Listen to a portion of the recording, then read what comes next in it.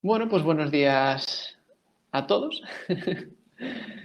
Nada, me llamo Ismael y vengo a hablaros un poco de computación cuántica, ¿no? Su paradigma de computación, sus ventajas, sus problemas, un poco de todo esto, ¿no? Bueno, me voy a presentar un poco más en detalle. Yo me llamo Ismael Rozas, vengo de una esquinita de Galicia llamada Burela, allí cerca de Asturias. Y bueno, desde pequeñito siempre me interesan los ordenadores, ¿no? Hasta que, bueno, al final decidí estudiar ingeniería informática aquí en la Universidad de La Coruña, donde estuve trabajando una serie de años y, bueno, por cosas de la vida, al final en 2018 acabé trabajando para IBM Research como desarrollador backend en una de las plataformas de computación cuántica que tienen, ¿no? Entonces, cuando entré me chocó muchísimo cómo funcionaba este mundo y por eso quiero acercaros un poco a todo aquello que me llamó la atención y todo aquello que me pareció algo rompedor, ¿no? en ese momento. Y para ello vamos a empezar principalmente con un poco de historia, ¿no? ¿Dónde surge todo esto de la computación cuántica y demás? O sea, ¿en qué momento del tiempo se empezó a forjar todo esto, ¿no? Entonces, por ponernos un poco en contexto, he intentado resumir en una línea cronológica algunos de los hitos más importantes, ¿no? Entonces, como primer hito, marqué la fecha de 1982, donde la figura de Richard Feynman, que era un físico norteamericano bastante importante y una persona bastante peculiar, era un muy gran valedor de la mecánica cuántica como forma de computación y empezó a trabajar esa labor, ¿no? A calar esa idea en la gente de que se podían utilizar estas reglas de la mecánica cuántica para realizar procesos computacionales que nos sirvieran para llegar a sitios donde la computación clásica que había en ese momento no llegaba, ¿no? Sin embargo, hasta ese momento todo eran eso, postulados y teorías. Pero en 1994 llegó el físico Peter Shor y definió un algoritmo muy importante, que es un algoritmo para calcular números primos, ¿no? Para calcular los factores de un número, ya sea más grande o más pequeño, lo cual es muy importante porque hay una gran cantidad de algoritmos criptográficos hoy en día que basan su fortaleza en estos números primos, ¿no? Para realizar esos cálculos de claves públicas y claves privadas. Entonces, si en algún momento este algoritmo de Peter Shor se llegara a llevar a cabo a números lo suficientemente grandes, veríamos comprometida toda la criptografía que tenemos actualmente, ¿no? Ya sea esa clave que tenemos para acceder al banco, para acceder a nuestra cuenta de correo. Y bueno, ahí se le empezaban a ver un poco las orejas al lobo, ¿no? Decir, bueno, pues esto, oye, que igual resulta práctico, pero bueno, todavía no se había llevado a cabo, era todo todavía teórico, no teníamos tampoco pruebas de que fuera a funcionar hasta que en 2001, entre IBM y la Universidad de Stanford, se consiguió ejecutar por primera vez este algoritmo en un computador cuántico de 7 elementos de información. Más adelante hablaremos de cuáles son estos elementos de información, donde se descompuso el número 15 en sus dos factores, 3 y 5, en un tiempo razonablemente coherente y mucho más pequeño de lo que se tardaba en computación clásica, ¿no? Y fue donde la gente empezó a decir, oye, pues esto de la computación cuántica igual va un poco en serio, ¿no? Ya no son solo postulados físicos o pensamientos locos de algún matemático teórico, sino que también se pueden llevar a cabo y al final se ve que tiene su aplicación, ¿no? Pues ahí fue cuando un poco las empresas y del sector se empezaron a poner a intentar construir esa primera computadora cuántica, cosa que no llegó hasta el 2009, donde en la Universidad de Yale se obtuvo este primer computador cuántico de estado sólido. Era muy pequeñito, estaba formado solo por 2 unidades de información y el tiempo de coherencia o el tiempo en que se podía medir el resultado era muy cortito, con lo cual no era muy práctico, pero bueno, supuso la primera piedra, ¿no? En esta carrera que se ha continuado durante todos estos años, hasta que, por ejemplo, en 2019, en el CES en Las Vegas, IBM presentó ese primer procesador cuántico de uso comercial llamado QSystem One. Es un ordenador con 20 unidades de información y que está diseñado principalmente para actividad científica y, bueno, negocios financieros, este tipo de negocios que requieren un poder de computación bastante alto, ¿no? ¿Qué pasa? Bueno, este ecosystem One no es muy portable, digamos, ya que se encuentra metido en un cubo de cristal y acero de más o menos 3 por 3 metros, ¿no? Luego comentaremos el por qué se conserva dentro de esa caja, ¿no? Pero bueno, pasemos a explicar un poco más en detalle qué es la computación cuántica. Ahora que sabemos de dónde viene y qué hitos se han estado logrando hasta hoy en día, ¿por qué se está poniendo tanto empeño, ¿no?, en la computación cuántica? ¿Por qué es tan importante? Bueno, la computación cuántica es un paradigma de computación basado en las leyes de la mecánica cuántica, es decir, en la física de las partículas pequeñas a nivel subatómico. Todas aquellas partículas que son más pequeñas que un átomo, ¿no? Algo que hasta hace unos años se desconocía. Se pensaba que los neutrones, protones y electrones eran unas partículas indivisibles, pero bueno, mediante ciertos experimentos en aceleradores de partículas, mediante colisiones y demás, se demostró que hasta esas partículas tan pequeñas están compuestas por partículas más pequeñas todavía, ¿no? Lo que serían quarks y, bueno, una especie de plasma o pegamento que los une para formar esas 3 unidades elementales que todos conocemos, ¿no? Y aquí es donde empiezan a surgir las primeras diferencias, ya que en computación clásica lo que usábamos como elemento base era un transistor que nos podía marcar un voltaje entre 0 y 5 voltios, o el que fuera, depende del transistor, y donde la unidad mínima era un bit. Mientras que en computación cuántica, el elemento base que se toma para estas representaciones es una de estas partículas subatómicas, existen múltiples representaciones con diversas partículas, y la unidad mínima de información es un qubit, que difiere sensiblemente de lo que es un bit, ¿no? Entonces, ¿cuál es la principal diferencia entre un bit y un qubit? Bueno, por un lado tenemos que un bit puede tomar de manera excluyente un valor 0 o un valor 1, mientras que un qubit puede tomar ese valor 0, ese valor 1, esos dos valores que podríamos representar en computación clásica, y además de eso, podemos representar un estado que se llama superposición, ¿no? ¿Qué significa este estado de superposición? Que puede ser a la vez 0 y 1. No ser a la vez 0 y 1, sino interpretarse como que es a la vez 0 y 1. Por poner un ejemplo así sencillo y del día a día que podamos ver. Nosotros si cogemos una moneda y la ponemos a girar sobre su canto, seremos incapaces de ver si es cara o cruz. De hecho, podríamos decir que está siendo cara y cruz continuamente, ¿no? Pero si cogemos una cámara fotográfica y le sacamos una foto, vamos a ver que solo uno de ellos aparece en cada momento, ¿no? Por explicarlo así de una manera sencilla. ¿Qué pasa? No es un 0 y 1 a la vez, sino que es una distribución perfecta de 50-50% de probabilidades de ser 0-1, lo cual es un hecho que después nos va a ser muy práctico. ¿Y por qué nos resulta muy práctico? Bueno, pues porque mediante esta característica de la superposición, juntando elementos de información, llegamos a resultados muy distintos en computación clásica y computación cuántica, ¿no? Mientras que yo en computación clásica o computación tradicional, si tengo 3 bits, voy a obtener un resultado con una precisión de 3 elementos de información, que es cada uno de esos bits. Yo si tengo 3 qubits, lo que voy a obtener con su combinación no es un resultado de 3 elementos de información, sino un espacio de resultados de 2 elevado a 3 elementos de información, donde cada uno de ellos va a tener una probabilidad de ser el resultado adecuado. ¿Qué quiero decir con esto? Bueno, adentrémonos un poco más en cómo funciona esto y ya empecemos a tocar en cuáles serían sus aplicaciones, ¿no? Porque este espacio de resultados nos permite hacer computación de una manera un poco distinta a la computación tradicional.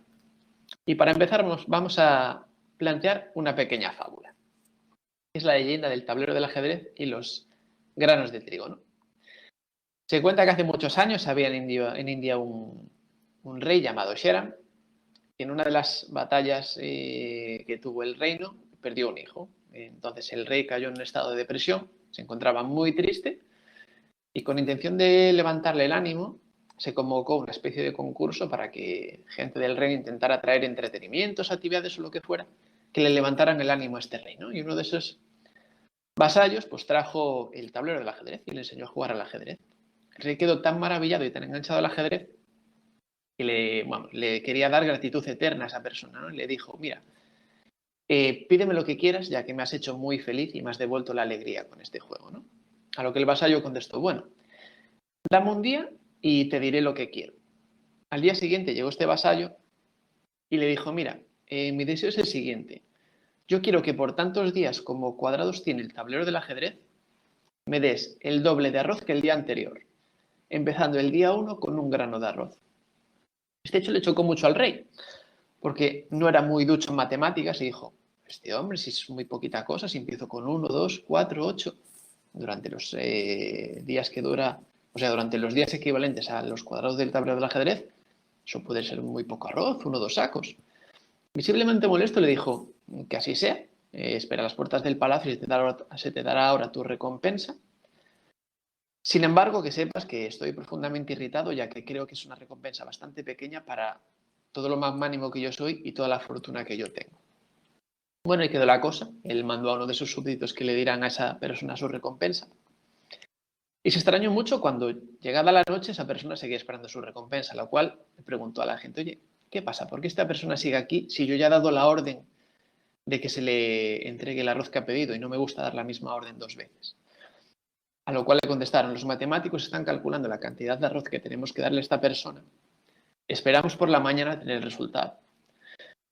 Bueno, pasó la noche y al día siguiente uno de sus siervos informó al rey de que su petición no podía ser completada.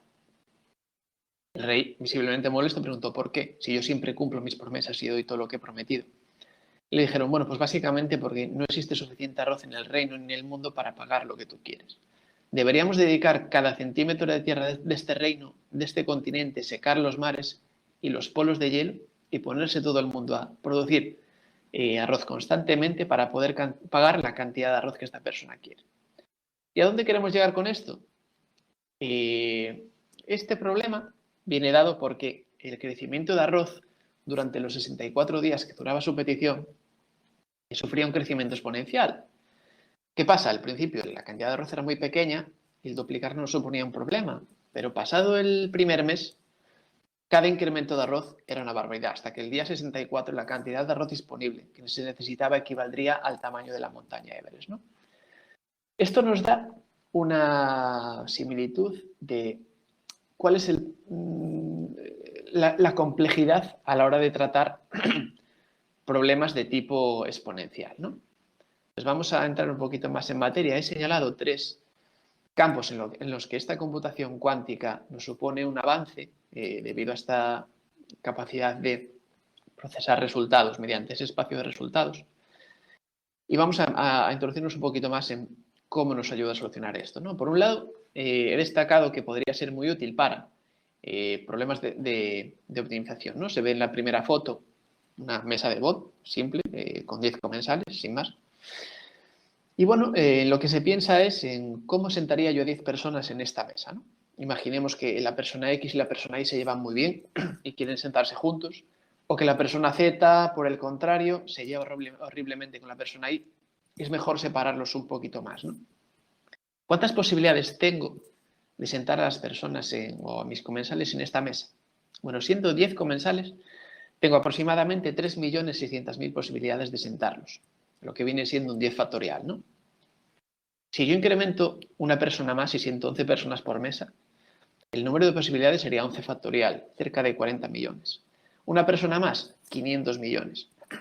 ¿Qué implica esto? Que si yo quiero resolver este problema con computación clásica, necesito realizar, por la naturaleza de esta computación, una búsqueda iterativa, ¿no? Yo lo que hago es explorar mi espacio de resultados, ir analizando uno a uno mediante el algoritmo de búsqueda que crea conveniente, los hay más o menos eficientes, hasta dar con el resultado que cumple todas mis condiciones. En computación cuántica no es así. Como hemos hablado, si yo tengo una computadora cuántica con el número de qubits suficiente para montar un espacio de resultados que me abarque eso, yo lo que voy a hacer es realizar una serie de iteraciones, pero no ligada directamente a la naturaleza matemática del problema. Va a estar más asociada al mundo de la probabilidad. Yo sin una iteración soy capaz de asignar una pequeña probabilidad a cada uno de esos resultados del espacio de resultados, pasada una serie de iteraciones, una serie de shots, voy a saber con mucha más veracidad cuál de esos resultados es el que tiene mayor probabilidad de ser el resultado correcto. Por destacar otra vez, diferencias entre computación clásica y cuántica. Computación clásica, el tiempo que necesito para realizar esa búsqueda es directamente proporcional al tamaño del espacio de resultados. Computación cuántica, el tiempo que tardo en realizar esa búsqueda es directamente proporcional al número de iteraciones que necesito probabilísticamente para que ese intervalo de confianza sea lo suficientemente pequeño y no tenga falsos positivos.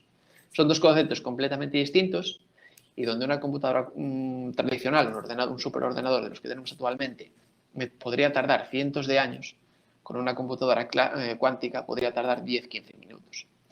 Y eso es algo muy importante porque este tipo de problemas que ahora estamos nombrando así de manera teórica mediante fábulas o ejemplos chorras, tiene su aplicación real. Por ejemplo, en el campo de la química, en la simulación de moléculas, ¿no? Ahí tenemos en la foto una molécula. Realmente no me acuerdo cuál es una molécula cualquiera formada por una serie de átomos, que podría ser una enzima alimenticia, podría ser una partícula de un combustible alternativo. Todas estas partículas se necesita simularlas computacionalmente antes de hacer uso de ellas en la realidad, ¿no? ¿Y dónde reside el problema de estas moléculas? Bueno, nosotros para simular el comportamiento de una molécula tenemos que simular el comportamiento de cada uno de esos átomos, el comportamiento de cada uno de esos neutrones, protones y electrones y la interacción de cada uno de esos electrones de esos átomos con el resto de electrones de los átomos que conforman la partícula. Si yo añado un átomo más a esta molécula, el crecimiento de comportamientos a simular crece exponencialmente, con lo cual nos volvemos a ver en un problema de tipo exponencial que hoy en día nos cuesta mucho resolver. De hecho, la partícula más pequeñita que se puede simular hoy en día es una partícula realmente pequeña formada por 4 átomos. Mediante computación cuántica se están simulando partículas mucho más grandes ya. Y por dar otro tipo de aplicaciones que no tienen nada que ver con problemas exponenciales y que también puede ser realmente relevante, es la generación de números aleatorios puros, ¿no?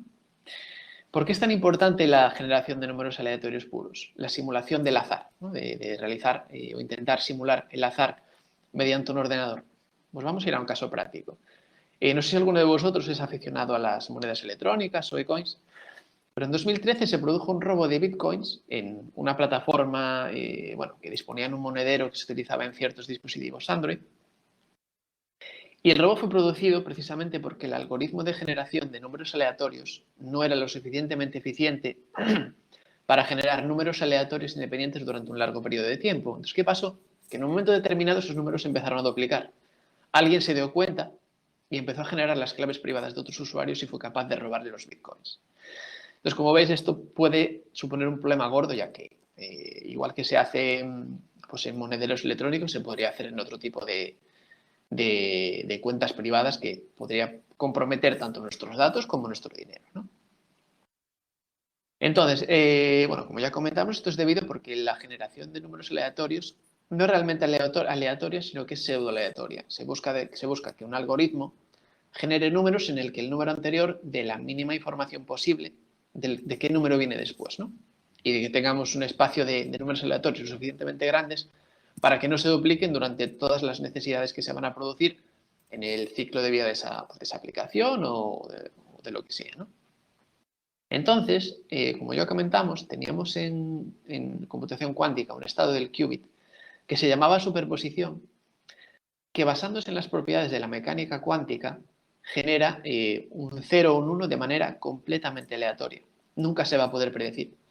Entonces, mediante la combinación de este hecho un número determinado de veces, podemos generar números puramente aleatorios, ¿no? De hecho, ya hay empresas que están ofreciendo este servicio y que es accesible a través de ciertas APIs de desarrollo o lo que sea para que cada uno use en sus aplicaciones. Esto que puede parecer así una chorrada por lo de los bitcoins y demás, hay que decir que está presente hoy en día en multitud de sitios. Ya simplemente por poner un ejemplo rápido, todas las casas de apuestas que existen hoy en día, todos los casinos que existen online, necesitan un algoritmo muy potente de generación de números aleatorios para que esos juegos sean puramente azar, ¿no?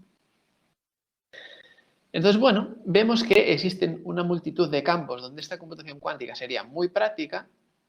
Entonces, ¿por qué no lo estamos haciendo? Porque no tenemos computadores cuánticos de chorrocientos qubits y estamos ya aplicándolo a problemas difícilmente solucionables hoy en día o a problemas inalcanzables por los supercomputadores actuales. Bueno, debemos meternos un poco en cómo funciona un ordenador cuántico para ver qué problemas tiene, ¿no? Entonces, hemos estado hablando este tiempo de qubit, de unidad básica de información de un ordenador cuántico, pero ¿qué demonios es un qubit, ¿no? ¿Qué es eso? Yo eso no es palpable, no lo puedo ver, no lo puedo tocar, ¿no? Bueno, esta unidad básica de información en computación cuántica se suele representar habitualmente mediante una esfera de Bloch. Una esfera de Bloch es una representación geométrica del espacio de estados puros de un sistema cuántico de dos niveles, ¿no? Es decir, en esta representación, cada punto de la superficie de la esfera corresponde inequívocamente, bueno, cada punto de la superficie y su homónimo en la esfera, o sea, lo que sería el contrario, corresponde inequívocamente a un estado puro del espacio de Hilbert de dimensión compleja 2. ¿Qué quiere decir esto? Que cada par de puntos son ortogonales y me formarían una base donde cada uno de los puntos disponibles en esa base se puede representar mediante una combinación lineal de estos dos vectores, ¿no? Es precisamente por eso que la superposición es una representación donde cada uno de esos dos puntos tiene el mismo peso a la hora de representarse. Entonces, tampoco quiero entrar mucho más en detalle en este paso porque es puramente matemático y de una complejidad algebraica bastante avanzada, pero simplemente para que veáis por dónde van los tiros, ¿no? De cómo se suele representar esto. Hoy en día se han encontrado varias maneras de hacer una representación física de este espacio de esta base compuesta por estos dos vectores mediante estas partículas subatómicas de las que hablábamos anteriormente, ¿no? Mediante fotones, electrones, trampas de iones, mediante el spin de los electrones y bueno, mediante también la unión de Josephson, que es actualmente la que más se usa, que está formada a nivel de construcción por dos electrodos que se sitúan perpendicularmente y se separan por una pequeña pieza, ¿no? A través de la cual hay una abertura y es a través de donde se simula este comportamiento, ¿no? ¿Qué problema tienen la mayoría de estos sistemas? Bueno, se utilizan más unos u otros dependiendo de las tasas de error y el tiempo de coherencia de los resultados que nos ofrecen, ¿no? Por eso, últimamente se tira más por esta unión de Josephson, que tiene un problema bastante grande. No sé si os acordáis que comentamos que el primer computador cuántico comercial que sacó IBM estaba metido en una caja de 3×3 metros. Bueno, pues esto es debido a que tiene que conservarse en una atmósfera muy particular. Para tener estos electrodos quietecitos y que estas piezas tan minúsculas se muevan lo mínimo posible y poder medir los resultados que calculamos, debemos hacer poco menos que congelarlos, ¿no? Y para eso debemos aplicar una temperatura extremadamente fría. En este caso de 0,0 grados Kelvin, lo que equivaldría más o menos a unos menos 273 grados Celsius, ¿no? Que, por que os hagáis una idea de cuánto frío es eso, es la temperatura más fría conocida en todo el universo. Con lo cual, obviamente, eso supone un reto enorme de construcción, ya que mantener eso frío todo el tiempo requiere de un esfuerzo muy grande y muy costoso, a su vez. Entonces, ahora que sabemos cómo se construyen estos qubits, ¿qué es lo que los hace tan especiales, ¿no? Bueno, pues son estas dos propiedades de las que una hemos hablado anteriormente y otra vamos a hablar ahora. La superposición la superposición de un qubit, al final lo que nos permite es hacer una representación múltiple de lo que sería ese espacio de resultados, ¿no? Mientras que una computadora clásica tiene dos estados clásicos, que son el 0 y el 1, que se representan de manera excluyente. Yo si tengo un 0 nunca voy a tener un 1.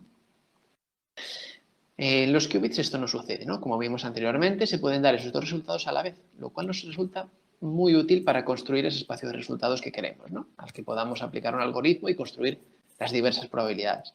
Yo si combino 5 qubits, al final voy a tener 32 posibles resultados a la vez representados en esa esfera de Bloch. Lo cual, como comentamos, nos resulta muy útil para construir nuestro espacio de resultados.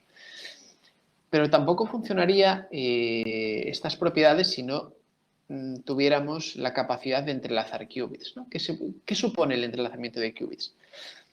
Este sí que es una característica vista en estas partículas que está muy relacionada con la mecánica cuántica, ¿no? Lo que viene a decir es que si yo entrelazo dos qubits y mido el valor de uno, automáticamente voy a tener información del valor que tiene el otro, ¿no? Es muy curioso porque hay gente que asocia este tipo de fenómeno con una especie de teletransporte, ¿no? Ya que si estas dos partículas se podrían separar miles de kilómetros y el resultado sería el mismo. Y hay gente que piensa que eso se puede denominar teletransporte, ¿no? Ya que estamos transportando información a una velocidad más rápida que la de la luz, ya que si se miden exactamente al mismo momento se va a apreciar este fenómeno. Sin embargo, no sería una especie de teletransporte, ya que estas dos moléculas forman parte de la misma unidad y lo que estaríamos viendo no es una información transmitida, sino la misma información en dos puntos. Pero bueno, es algo que todavía se está estudiando y de lo que todavía no se ha llegado a una conclusión final, ¿no? Entonces, son estas dos propiedades las que nos permiten hacer funcionar estas computadoras cuánticas en la manera en la que hemos hablado, ¿no? De construir un espacio de resultados y mediante la aplicación de un algoritmo y una serie de condiciones, una serie de tiempo, obtener cuál es el resultado más probable real, ¿no? Entonces, ¿cómo sería el método de actuación de esta computadora cuántica? Bueno, pues estaría formada por 3 pasos, ¿no? De los cuales varios de ellos se pueden repetir. En un primer momento tendríamos que activar todo este espacio de resultados mediante la superposición y el entrelazamiento de estos qubits, con lo cual conformaríamos un escenario inicial donde todo el espacio de resultados tendría la misma probabilidad de ser el resultado correcto, al que posteriormente vamos aplicando ese algoritmo cuántico construido mediante puertas cuánticas, que lo que hace es ir aplicando una serie de operaciones en fase sobre cada uno de estos posibles elementos del espacio de resultados. ¿Qué pasa? Si la lógica que estamos aplicando mediante ese algoritmo es compatible o se alinea con uno de los resultados, se sumarán en fase y su amplitud tenderá a crecer. Mientras que si uno de estos elementos del espacio de resultados es contrario a lo que se está buscando, las fases son contrarias y se decrementa su amplitud. ¿Con esto a qué llegamos? A que una vez aplicado un número de veces determinado este algoritmo, vamos a tener unos ciertos elementos del espacio de resultados en los cuales un número de ellos va a tener una probabilidad altísima de ser el resultado correcto, ya que se ha alineado correctamente con esa lógica que hemos aplicado en el algoritmo, mientras que va a haber otros resultados que van a ser muy pequeñitos en cuanto a magnitud, porque no concuerdan con lo que se estaba buscando con ese algoritmo, ¿no? Esto es lo que nos permite, precisamente, determinar, pues este es el resultado de la operación que estamos aplicando. Te voy a explicar un poco más en detalle cómo funciona la resolución de esos problemas exponenciales que veíamos anteriormente. Y bueno, claro, esto es muy bonito, ¿no? Decir, bueno, sí, tenemos un computador cuántico de X bits. ¿Por qué no estamos incrementando el número de qubits continuamente? Y mira, si realmente esa es la solución y podemos construir espacios de resultados mucho más grandes y mucho más precisos, ¿por qué no nos dedicamos a simplemente construir computadoras cuánticas con cientos de qubits o miles de qubits? Bueno, pues porque como todo en esta vida que está construido físicamente tiene sus errores, ¿no? Y los qubits no son elementos que se libren de ellos. Entonces, la medición de cada qubit o lo representado por cada qubit tiene una tasa de error. ¿Qué pasa? Que si nosotros entrelazamos y superponemos estos qubits, esas tasas de error se amplifican enormemente, ¿no? Entonces, necesitamos que la tasa de error sea muy pequeña para que, aunque por mucho que incrementemos los qubits, la tasa de error sigue siendo contenida. Y ese es principalmente el dilema que se está teniendo hoy en día a la hora de construir computadores cuánticos, ¿no? Que tenemos que incrementar los qubits, pero mantener muy a raya estos errores, ¿no? Y es con eso con lo que nace pues, la medida que se tiene actualmente para valorar la capacidad computacional de un procesador cuántico, que se llama quantum volume o volumen cuántico, ¿no? Se expresa en unidades enteras y lo que hace es representar, pues eso, esta relación que tenemos entre el número de qubits y el error del que se disponen ellos. Y bueno, ahora que sabemos más o menos cómo funcionan estos computadores cuánticos, sabemos que existen computadores cuánticos, qué problemas nos pueden resolver, ¿qué hacemos? Si yo quiero ponerme a utilizar uno de estos computadores, ¿qué hago? ¿Me voy al MediaMarket y pregunto por uno? ¿Entro en Amazon e intento pedir un computador cuántico? No es tan sencillo, por desgracia. Porque como ya comentamos, actualmente tienen unas necesidades de conservación bastante particulares, lo que hace que a día de hoy no se pueda disponer de uno para tener en casa, ¿no? Entonces ahí es donde entra un poco a juego cómo cada empresa o cada productor de chips quiera exponer sus productos al público. Y yo os voy a hablar concretamente del ecosistema que tenemos montado en IBM, ¿no? En IBM se ha hecho un esfuerzo muy grande para poner a disposición de todo el público estos chips. Se ha intentado potenciar una comunidad open source, se han hecho campeonatos de programación cuántica en los diversos continentes. Bueno, se intenta buscar colaboraciones continuamente con organizaciones investigadoras, organizaciones gubernamentales, empresas privadas, bueno, intentando difundir y extender lo que sería el uso y el estudio de esta manera de hacer computación, ¿no? Entonces, para ello, bueno, aquí he puesto un breve resumen de ciertos recortes de prensa, de todo el ruido que está teniendo todo esto, ¿no? De ese intento de poner esto en manos de la gente, de que esto se empiece a utilizar y se empiecen a resolver problemas que hasta ahora tenían muy difícil solución, ¿no? Y desde IBM, pues lo que hemos montado en este ecosistema cuántico es pues, varias herramientas a distintos niveles, ¿no? Entonces, por un lado tenemos una página web que salió en 2016 que se llama Quantum Experience, que supuso un hito muy importante ya que permitía a cualquier persona registrarse con su cuenta de correo y acceder a la computación hacer la computación cuántica mediante los chips de los que disponemos en este caso en Yorktown, Nueva York, mediante pues un compositor gráfico donde se pueden ir aplicando ciertas puertas y después, simplemente abajo se representa la esfera de Bloch de esa combinación, así como los diversos resultados que se pueden obtener, sus probabilidades, ¿no? Esto es un punto de entrada muy, muy sencillo para la gente, porque lo ve gráficamente, ve qué está pasando, ve cómo se computan los resultados. Y adicionalmente se tienen un montón de tutoriales y de papers publicados por diversos investigadores que te pueden ayudar a introducirte en este mundo, ¿no? Mediante esos tutoriales interactivos te van guiando paso a paso, te van explicando cada cosa, te van enseñando cómo se llega a ciertos resultados. Y bueno, es muy práctico para quien no ha tenido nunca un contacto con computadores cuánticos, aprenda cómo funcionan, ¿no? Sin embargo, esto llega a un punto en que, obviamente, si eres un programador avezado, se te queda pequeño, ¿no? Es por ello que se dispone de otra serie de herramientas más avanzadas que, bueno, forman este conjunto que se llama Qiskit, que es una serie de herramientas de desarrollo de software un poquito más avanzado, que se hace pues básicamente para hacer programación en Python, está basado en una librería QASM de código abierto, ¿no? Y que dispone de 4 niveles de abstracción dependiendo de lo que queramos programar, ¿no? Que son estas 4 de aquí. Contamos por un lado con Qiskit Terra, que se utiliza más a bajo nivel, pues básicamente para crear circuitos cuánticos interactuando directamente con esas puertas cuánticas que tenemos disponibles. Pues tenemos Qiskit Aqua, que significa Algorithms for Quantum Computing Applications, que se utiliza básicamente, como su nombre dice, para disponer de una serie de algoritmos ya codificados que por debajo funcionan con esas puertas cuánticas, pero de manera que tú no tengas que desarrollarlos, ¿no? Algoritmos conocidos hoy en día y que se pueden integrar en otras aplicaciones y que pueden usar pues, esas empresas o esos desarrolladores para ayudar en sus tareas diarias, ¿no? Después también tenemos Qiskit-AER, que bueno, se basa básicamente en proveer de unos simuladores de mayor capacidad y de unos modelos de ruido más realistas para intentar acercar lo máximo posible estos resultados a lo que sería su entorno real.